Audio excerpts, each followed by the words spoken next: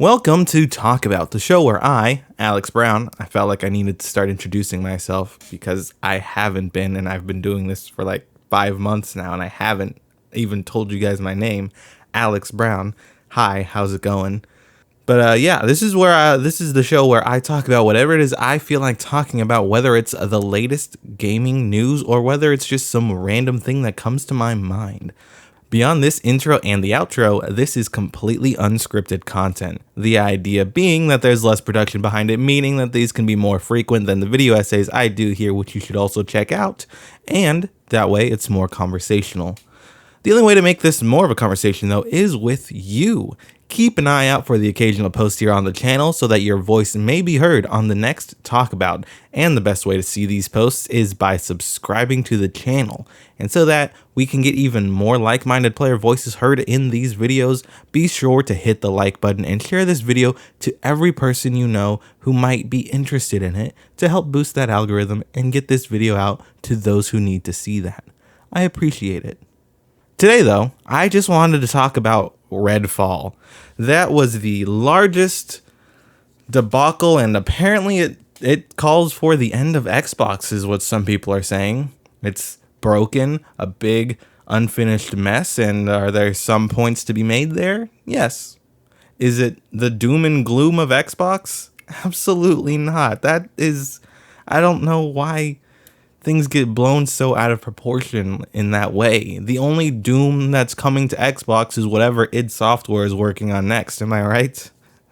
Right off the bat, though, I just wanted to talk about my experience because everyone has been talking about how many bugs and technical issues they've encountered throughout the game, and I gotta tell you, I got lucky again. Just like with Survivor, I've had shockingly few bugs.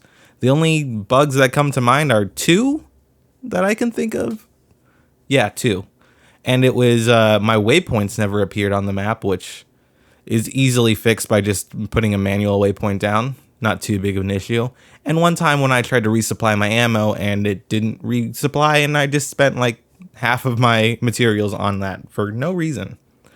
But despite having little to no technical issues on my end, I can't deny the fact that this game is clearly unfinished. There's like next to no polish.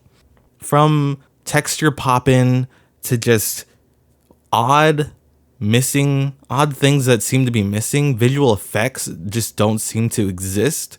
Like, I was playing the character Lila, personally, and she has the ability that lets you put like this umbrella shield. And I feel like there should be more player feedback. Whenever a bullet hits that shield, it's just a little blop, nothing fancy, no particle effects. It's just bland, and it just falls flat in that sense. And there are other things like just the font treatments look incomplete. It looks like the bog standard Arial font that you would type out your college essays on, or probably not. I think Times New Roman is the standard for that. Either way, there's like no text. All of the text has like no style to it, and it's just the first font that they saw on the screen, and that's what's in there. It feels like they never went in and put the Redfall font or something like that. But I wanted to go ahead and lead into our first viewer write-in, and as you can see, I am experimenting with throwing them in throughout rather than separating the first half and the second half. And our first viewer write-in comes in from Smurf for the win. And they say, haven't played it, which, real quick, usually I would say, okay, well then that kind of disqualifies your comment, but they lead into something that I wanted to jump into. Haven't played it, but from all indicators, it's a complete disaster. This saddens me greatly, as I am a big fan of Arcane Studios.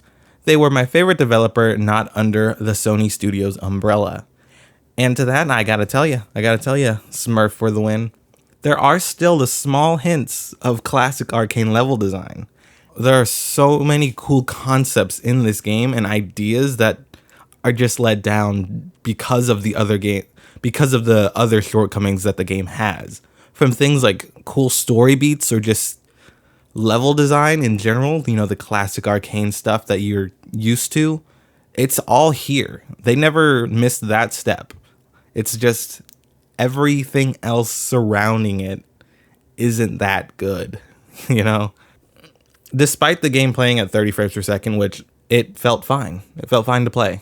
And I enjoyed the looter shooter aspects of it because I played a lot of Borderlands back in my day. I dabbled in some Destiny, and it felt like a version of that, but just a lot lighter. You know, it was missing something, and it's probably polish, quite honestly. But to circle back to classic arcane sensibilities, all of the characters you play as have these cool powers. As I mentioned earlier, I played as Layla, so I don't really know what the other characters do. But with Layla, you have the umbrella shield and the elevator lift jump thing, which was kind of cool. It helps with traversal, which I really enjoyed, and it also negates fall damage. So that also I use that to just get down a lot faster. But it was weird that you couldn't cancel it if you wanted to. If you're going to place an elevator and then you're like, ooh, I don't need to place this elevator, you can't cancel it. You're stuck with it. You have to put it down and wait for the cooldown, which sucked. But the one thing that isn't here in this game, which is very odd because this is arcane, is that the stealth is like non-existent. You would think that the stealth was like a big factor into this game, but it isn't really. It's weird. You can crouch and that's fine, and you can sneak, but once you get up to an enemy, it's nothing.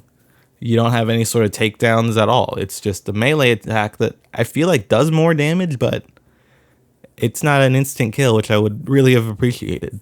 This is also Arcane's first step into an open world type of territory, I would say, more so than a Deathloop, which also was a different branch of Arcane, but still. It's a lot more open, but it's really empty. There are so many buildings that are just boarded up and you just can't enter, and it makes it not very fun to explore the world, which was a real shame. I feel like if more of these buildings you could just enter, it would at least feel more open and not empty, if that makes any sense.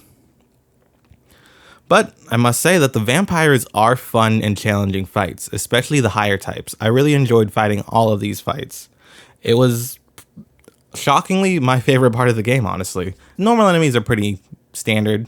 You just shoot them, they shoot back. But the vampires, they will run at you so fast and teleport all around the place. And I just found that really thrilling. And also, sometimes it can be a little scary, which I was not expecting from this game. Because the vampires, they're pretty strong. They're pretty sturdy. At least early on they are. And one vampire can mess up your whole day. And that's no fun for anyone. There are also the different types of vampires, which are really cool, that have different abilities. And the boss fights that I've experienced so far were really exciting and kind of felt like a raid boss in a very small way.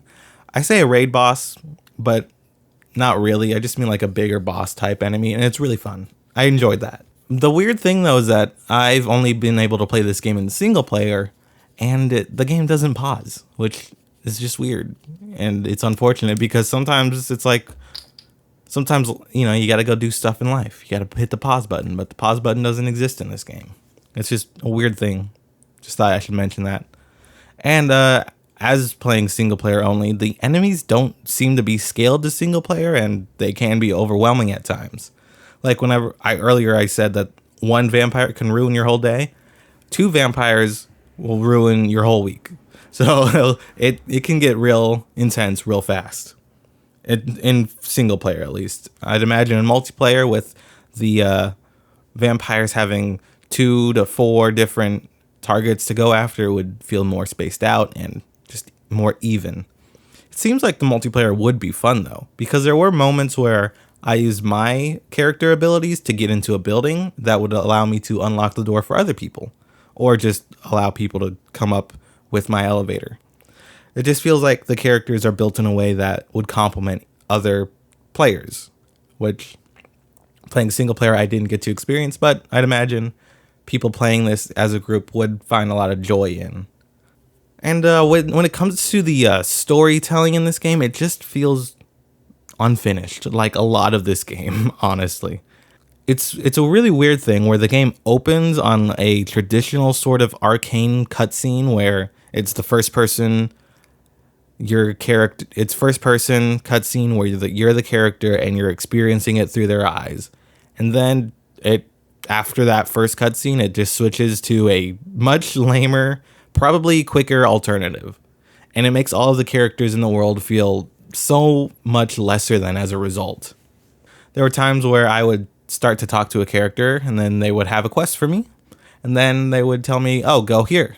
And then I would go there and then come right back. Also, all the missions end with a quick fast travel option, which is weird. It's like they don't really want you to explore because they encourage you to just fast travel right back. Weird thing that's in this game. But yeah, there are times where the characters will say to do something and I, hear them out, listen to their story. And then next thing you know, where'd that character go? They're gone from the game. I'm not going to go into spoilers, but who cares, honestly? But yeah. People are saying that this game is like the end times, which is just not true, and it's unacceptable, which I can understand not being happy with it, but saying unacceptable, like that just makes you sound entitled to me, and I'd feel like, get off your high horse. That's how I feel whenever someone says that, at least. But the only thing that is unacceptable about this game is the achievement score. Have you guys seen that? The thing where the achievements don't end in a 5 or a 0. How did that happen? Who let that happen? On an Xbox first party game, we have achievements that end with a 7. What were they thinking? I understand now, actually. All of the doom and gloom, maybe they were right. With achievement scores like that, 17 points. What are you doing, Arcane? What are you doing to me? I hate that. And I'm going to keep playing the game until I finish, or I'm going to keep playing the game until I even the score out, but maybe that was their plan all along. Who knows? To me, though, this does feel like the last of that online era of Bethesda Softworks games. Like, if you remember, Fallout 76 was oddly an online game, which people were taken aback by at the time. And then there was also Wolfenstein Youngblood, that other co-op game from the Wolfenstein teams that were just shocking because people did not want or expect that from them. This is what Redfall feels like. It was pitched during that time and was supposed to come out a lot earlier, but due to the pandemic and going remote and all that, it ended up getting delayed so far. That's what I choose to believe, at least, and hopefully this is the last time we see something like that from a Bethesda game. Which leads us to our next and last viewer write-in from Socksucker42. Do you see the game going down in infamy like Fallout 76 or redeeming itself like No Man's Sky? And this is one I was excited for because I really like this comment. Thank you so much for that one, Socksucker42. I don't think any game can really come back in the same way that No Man's Sky did. And I also don't think that Fallout 76 is an infamous game anymore. I feel like that's also quietly made a comeback, just not nearly to the extent of No Man's Sky.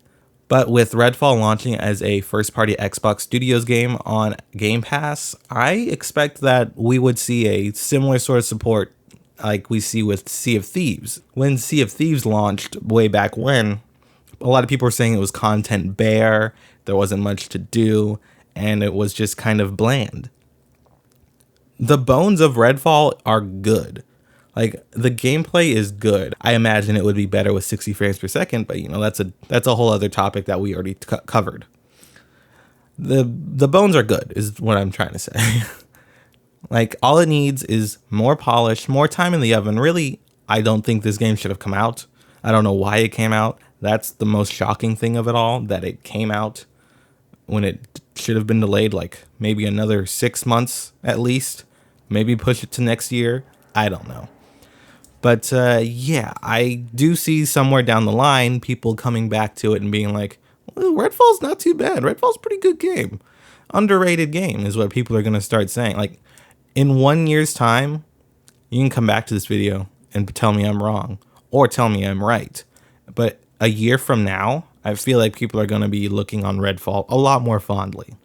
With the same way people look at Rise, Son of Rome, which for all intents and purposes is a mediocre game that for some reason people keep, praising. or trying to say is underrated. I don't know.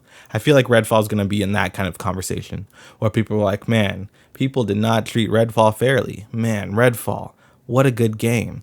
It was before its time. Stuff like that, you know? But now that Redfall is out to the public, that does mean that Arcane Austin is on to bigger and probably better things, because they are now they're firmly underneath the Xbox Game Studios banner and have all of the support going forward that they would need to fully fulfill what they want to do with their next project. And rumors suggest that they are already onto bigger and better things.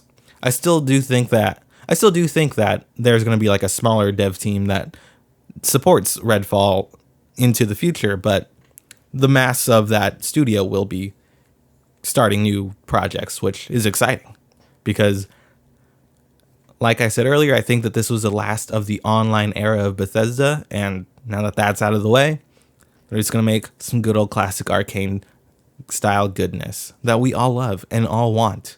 So that's going to be a great time. But yeah, at the end of the day, I think that this was completely blown out of proportion. The game, it's fine. It's like a 6 out of 10, maybe a 5 or 6, 5.5 official. Stamp it. I don't know. I'm giving it 5.5. I know this isn't a review, but I think I want to start doing scores at the end of this. If I'm talking about one game, I think I might start doing that just for like historical sake, not historical sake, documentation sake, I think. I don't know. But yeah, completely blown out of proportion though. It's a fine game. Could be better. Should be better. But it's insane that people are like, oh, Phil Spencer should quit. They should fire him. And that Xbox is done with. That's ridiculous. And it's just so silly. Gamers are silly people, you know what I mean? But yeah, that's that for this episode of Talk About. I feel like I'm getting better at this and yet still rambling. Because at the end of the day, I still am just talking into a mic in my room. So I'm always going to feel a little bit self-conscious about that, because it's just me talking into a mic for, I don't even know how long this has been. How long has this been? 20 minutes. Wow. So yeah, I'm always going to feel a little self-conscious about that, but you know, shaking it off. We're getting there. But yeah, I'm going to go ahead and plug in the next Talk About now while you're here. Obviously, by the time this comes out, Tears of the Kingdom, The Legend of Zelda, Tears of the Kingdom, will be released. And I want to know your early gameplay impressions of it. No story spoilers, though, of course, because everyone plays games at a different pace. And by all accounts, this game is massive. So I don't imagine many people are going to be able to get through the game's story in 1 week. So just tell me what you think about it. What do you feel about it compared to Breath of the Wild? And how are you enjoying your time with it so far? Of course, I will also have the post up for that alongside this video. So if you want to comment down below what your answer to that question is for the next episode of Talk About, do that. Or put it in the post that you'll see here shortly. Either way, thanks for watching this episode of Talk About, the show where I, Alex Brown, talk about whatever I want to talk about with you. Remember, the only way for you to be certain you see the posts posing the question for the next episode is by being subscribed, or, you know, watching these videos where I say it at the end. So if you aren't already subscribed, though, you know what to do. Until then, though, stay safe and play some video games.